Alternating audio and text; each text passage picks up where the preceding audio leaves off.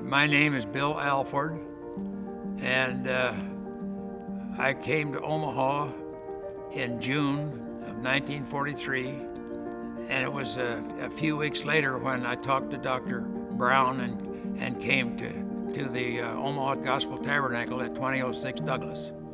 You know, I came for the youth group, and after 3-4 months they did something crazy and elected me to be the president of the youth group, and I started singing in the choir.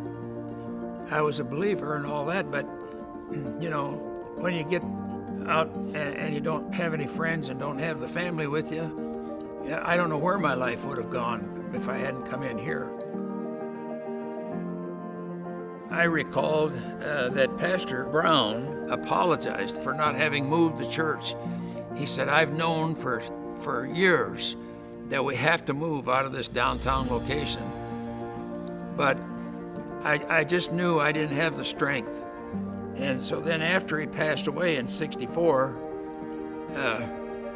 you know, we still had that more or less in our memories that he was in favor of it and we're in favor of it, so let's go and do it. We decided that we're probably going to have to move because we didn't own any parking at all. Everybody had to find some place on the street, and we were hoping to grow to at least 1,000. The board asked me to determine where we should go. I don't think there was anybody within a 5-mile circle of the church, which wasn't true back in 22 and, you know, 25, 30. But now, most of the people came from the west. We decided it should be someplace around the intersection of Dodge. There was a huge piece of land on the west side of 108. A developer had already bought all that land and was in the process of selling off a few lots. And I went and talked to him about something right next to Dodge, and they said, nothing doing. We don't want any church up in that area. That's too expensive for you. It wouldn't even be thinkable. So after a few days went by, I kept looking at the charts, and it became noticeable that they weren't getting any activity at the south end. And it seemed to me like that was an ideal location for the church. We made an offer of $540,000, and they agreed to accept that. And this was late in 1978. We had to have a bigger fund drive, and it worked extremely well. So he estimated that we would be able to raise $3 million, and that's what we got. Roger Schutte was part of a CNMA church down in Gretna, and is a top architect. And so of the 3 that we had interviews, he made the best presentation, so we negotiated a deal with him and asked him to give us a special rate, which he did. And we had to come up with how many seats. In fact, we started at 3,000 in here in the sanctuary. Price was going to be beyond anything we could even dream.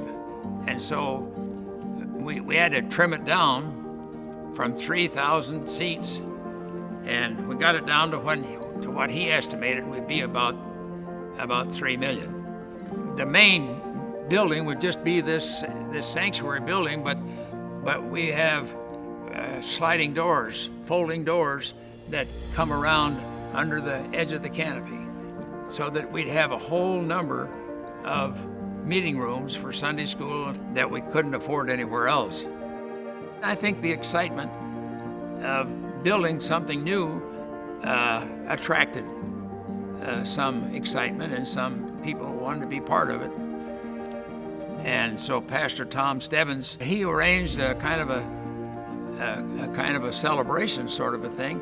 We started the service down at Douglas, and then we're going to have communion at the new property.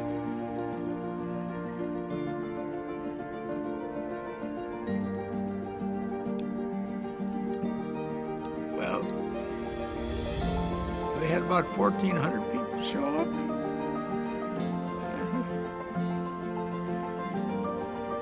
I think it was God's hand and miraculous all the way along. That we were able to make a deal with United Benefit that nobody thought was possible. So we were extremely blessed.